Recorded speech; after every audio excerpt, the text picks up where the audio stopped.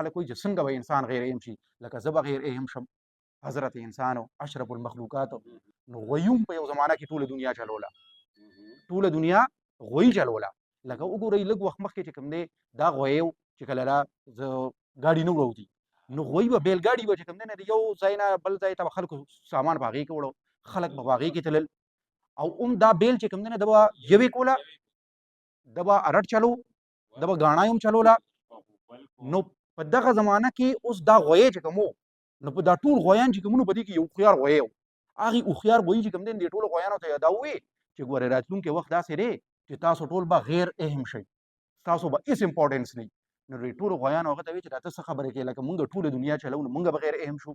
نن چې کوم دی زمونږ که مونږ دا نه منو بیا که د غویانو حساب دی. بلکې عبدالرحیم روغاني د سوات هغه شاعر چې کوم دی نه هغه یو شعر وایي، هغه وایي وویل روغانیه یو هوښیار ځناور ځان سره، وویل روغانیه یو هوښیار ځناور ځان ای نصیبه څه په ځناورو کې مې عمر دی. نه کېدای شي چې په هغه زمانه کې د غوی د هغې نورو غویانو ویلي که نه چې مونږ به څنګه غیر اهم کېږو، او هغه به بیا دی ویلي چې څه ځناورو سره مې عمر دی.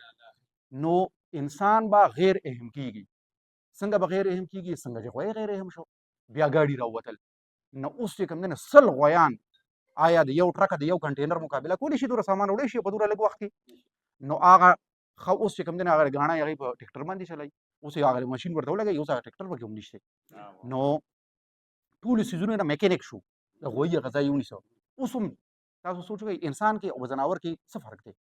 نه انسان او ځناور کې دا نور فرق چې لکه د هغه لکۍ د هغې لکۍ ده او څلور خپې دي، دا خو هسې دغه دی.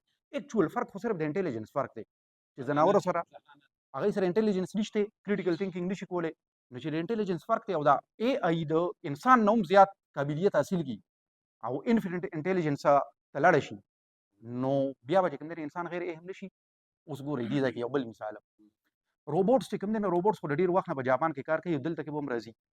که څوک وایي چې نه راځي، نو دا نور څیزونه چې راغلي نه دا به څنګه نه راځي؟ دا به هم راځي که نه. د اے آی په ایپس په تھرو باندې به دغه روبوټس ټرین شي، دوی به کار کوي. دلته کې چې مونږ 8 ګنټې چېرته کار کوو، هغې 8 ګنټې کې زمونږ څومره کارونه وي، کله چې کوم دی نه چای په بانه باندې، کله د ډوډۍ په بانه باندې، هسې مونځ نه کوو، بیا د ماسپښین مونځ نیمه ګنټه کې کوو، واشرومونو ته ځو. روبوټس چې کوم دی نه خوراک کوي، نه بریک اخلي، نه ستړی کېږي، نه واشروم ته ځي. انډسټریلسټ چې کوم دي چې د چا کارخانې دي، هغوی له په راتلونکي وخت کې روبوټس به کار دي. هغوی به په انسانانو کار نه کوي، دی به له هغې نه سیوا کار کوي. اوس هم هغه دی چې دي دا اخبارونه چې کوم دي، په اخبارونو کې ډېر زیات دا صحافیان چې دي نو دوی اوس په اے آی باندې ارټیکل ولیکي او زر یې هغې له ورکړي. ښه نو دا دوی څه وایي؟